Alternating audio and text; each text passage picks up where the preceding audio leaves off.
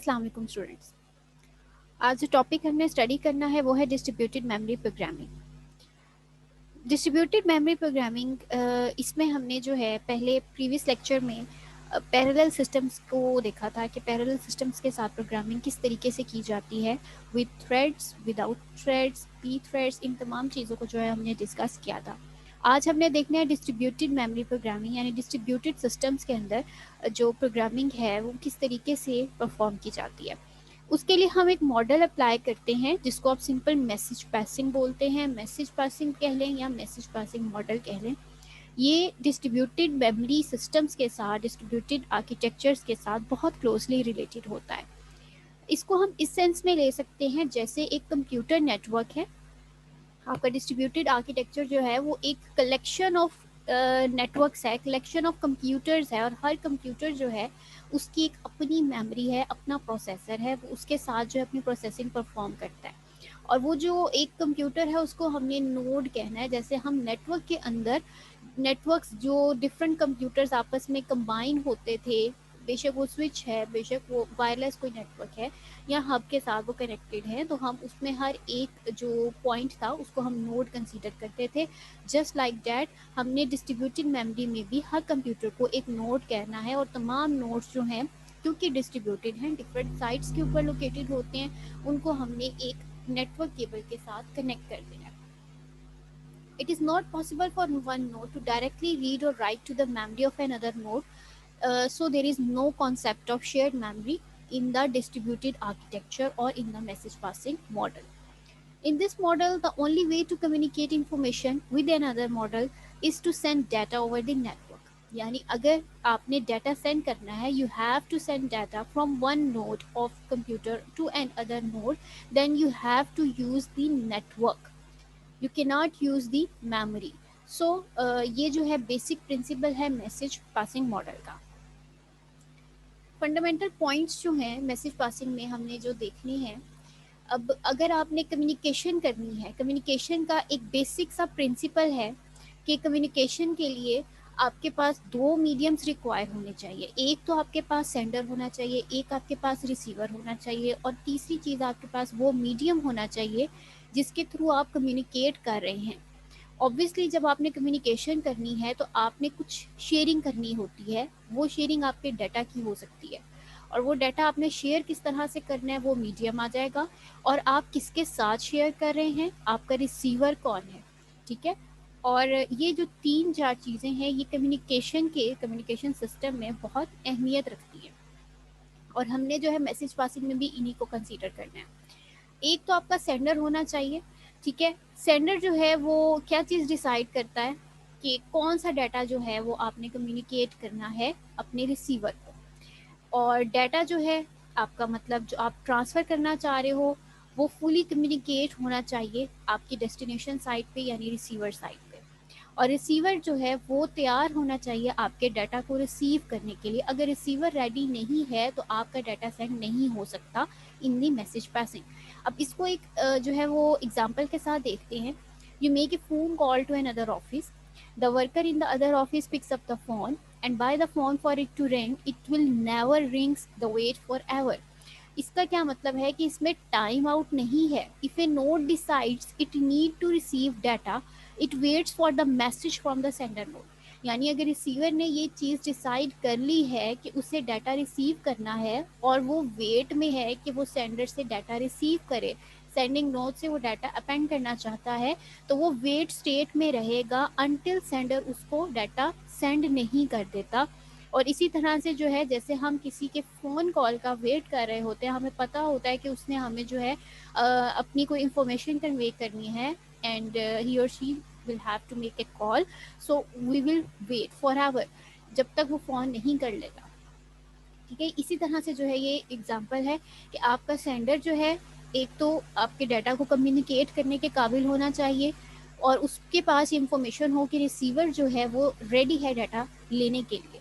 और रिसीवर जो है अगर उसके पास ये इंफॉर्मेशन है कि सेंडर उसको डाटा सेंड कर रहा है तो रिसीवर हमेशा वेट करेगा, ठीक है। उसमें टाइम आउट कंडीशन नहीं होगी, तब तक वेट करेगा जब तक आपका जो सेंडर है वो डाटा सेंड नहीं कर देता। Message passing model requires participation at both ends, like sender and receiver side, both ends पे जो है वो participation require होती है.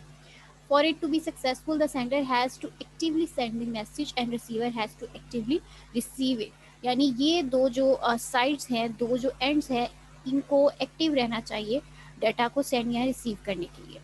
It is very easy to get this wrong and write a program where the sends and receives do not match properly, resulting in someone waiting for the message that never arrives.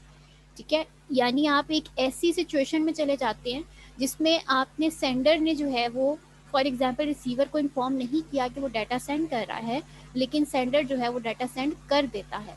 अब receiver के पास क्योंकि information ही नहीं है कि sender जो है उसने मुझे डाटा सेंड करना था, रिसीवर रेडी नहीं होता, तो फिर क्या होता है कि एक जो है वो ऐसा मैसेज सेंड हो जाता है जिसकी कोई डेस्टिनेशन नहीं होती. ठीक है, क्योंकि वो सेंडर जो है वो उसने इंफॉर्मेशन जो है वो प्रोवाइड नहीं की होती और रिसीवर जो है वो उसको लेने के लिए रेडी नहीं होता. तो ऐसी सिचुएशन जो है इसको आप डेडलॉक कंडीशन कहते हो and typically results in your program running to the halt. यानी आपका प्रोग्राम जो है वो हॉल्ट स्टेट में चला जाता है, यानी जिसकी आपको कभी भी आउटपुट जो है वो नहीं मिलती. In this model each node is called a process. इस मॉडल में हर नोड जो है उसको आप प्रोसेस कहते हैं रादर देन ए थ्रेड. वो थ्रेड नहीं होता, वो प्रोसेस होता है as it is in the shared variables के. इसको हम शेयर्ड जो है उसमें कंसीडर करते हैं. Each node is given a number two uniquely identified it. आपका सेंडर जो है उसके पास रिसीवर का एड्रेस होता है और रिसीवर जो है उसके पास सेंडर का एड्रेस होता है. ठीक है, तो इसमें जो है आपका ये तमाम चीज़ें कंसीडर की जाती हैं. Distributed memory message passing model में कौन कौन सी करेक्टरिस्टिक्स हैं इसकी वो हम देखते हैं. A set of task that use their own local memory during computation.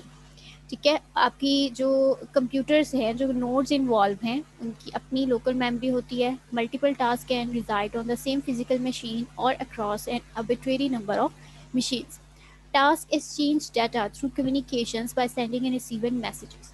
ठीक है, अब जो आपके नोड्स हैं वो किस तरह से कम्युनिकेट कर रहे होते हैं, यहाँ पे जो है सेट ऑफ टास्क उनको कहा गया है. आपके जो प्रोसेसर्स हैं, आपके जो कंप्यूटर्स हैं, आपके जो नोड्स हैं, उनको सेट ऑफ टास्क कहा गया है.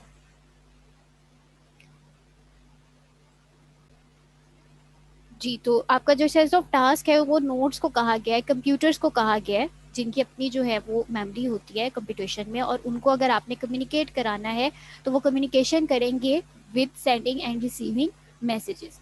Data transfer usually requires cooperation operations to be performed by each process. Cooperative operations कौन से होते हैं, यानी यही कोऑपरेटिव ऑपरेशन होता है जैसे आप किसी के साथ कोऑर्डिनेशन करके चल रहे हो, यहाँ पर भी सेंडर को रिसीवर के साथ फुली कोऑर्डिनेट करना पड़ता है और रिसीवर को भी सेंडर के साथ फुली कोऑर्डिनेट करना पड़ता है ताकि मैसेज पासिंग जो है वो एक मीडियम के थ्रू एक जो बेटर वे है, जो एक इंटरफेस, जो प्रोटोकॉल डिज़ाइन किया गया है, जो रूल फॉलो किया जाएगा उसके लिए उसके मुताबिक हो सके. For example, A send operation must have a matching receive operation.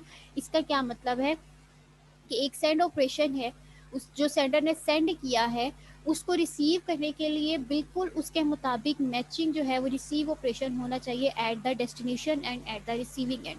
अगर ये नहीं होगा तो ऑब्वियसली आपका जो प्रोग्राम है वो फॉल्स स्टेट में चला जाएगा क्योंकि आपके रिसीवर जो है वो उसको एक्सेप्ट नहीं करेगा. यहाँ पर आप देख सकते हैं ये आपके डिफरेंट नोड्स हैं और इसमें मैसेज पासिंग जो है वो डाटा की सेंडिंग और रिसीविंग जो है बताई गई है कि एक आपकी नोड ये है मशीन ए में और एक जो है नोड आपका ये है मशीन बी में. तो ये जो है वो डाटा सेंड और रिसीव के साथ जो है वो परफॉर्म कर रहे हैं और इसी तरह यहाँ पे सेंड और रिसीव का डाटा जो है वो हो रहा है. ये वाला काम जो है कि आपका जो यहाँ पे सेंड करी है ये नोड इस नोड को डाटा सेंड करी है तो इस तक ये सेंडर है और ये रिसीवर है, और अगर ये इसको डाटा ट्रांसफ़र करेगी तो फिर ये एज अ सेंडर वर्क करेगी और ये एज अ रिसीवर वर्क करेगी. मैसेज टिपिकली पास किस तरीके से होता है, जैसे आपकी एक नोड है और ये फॉर एग्जांपल आपका मैसेज है जो आपने ट्रांसफ़र करना है. आपकी मशीन ने, आपके नोड ने वो मैसेज जो है वो पास कर दिया. ठीक है, ये आपकी सेंडर साइड हो गई। ठीक है, रिसीविंग साइड पे क्या है, मैसेज आ रहा है, ये वाली स्टेट जो है वो रिसीविंग साइड पे मैसेज लेकर आ रही है, और आपके कम्युनिकेशन जो आपका चैनल है या जिस भी आपने मशीन को, जिस भी नोड को ट्रांसफ़र करना है, ये मैसेज उसको ट्रांसफ़र हो गया। उसके बाद क्या है, इस मैसेज को इसकी फर्दर जो प्रोग्रामिंग है वो करने के लिए इसको डिफरेंट टास्क में डिवाइड किया जाएगा, इस मैसेज को चॉप डाउन किया जाएगा। ठीक है, और ये चॉप डाउन करने के बाद क्या होगा, जो मैसेज आया है वो इंफॉर्मेशन इक्वली डिस्ट्रीब्यूट कर दी जाएगी, क्योंकि हम डिस्ट्रीब्यूटेड मॉडल जो है वो स्टडी कर रहे हैं। ठीक है, तो इसमें जो है अगर आप as it is pass out कर देंगे वो सिक्वेंशियल सिस्टम जो है वो उसमें चला जाएगा, लेकिन हम पैरेलल प्रोग्रामिंग जो है उसमें डिस्ट्रीब्यूटेड को स्टडी कर रहे हैं कि डिस्ट्रीब्यूटेड मेमोरी जो है वो किस तरीके से हम बनाते हैं। तो इसलिए जो है ये आपका जो भी आपने इसको टास्क जो है वो असाइन किया, जो मैसेज जो है आपने भेजा है, वो आपने डिफरेंट नोड्स को जो है प्रोवाइड कर देना है, और उसके बाद क्या होगा, आपका ये प्रोसेस जो है वो टर्मिनेट हो जाएगा, टर्मिनेशन में चला जाएगा। तो इस तरीके से मैसेज पासिंग मॉडल जो है वो आपके मैसेज को सेंडर से रिसीवर तक जो है वो सेंड करता है, और उसके बाद मैसेज जो है वो किस तरह से डिफरेंट नोड्स में जो जो उसने अपने अपेरेंटली जो वो नोड जिसने नोड्स के साथ कनेक्ट होता है उनको वो इंफॉर्मेशन कन्वे कर देता है।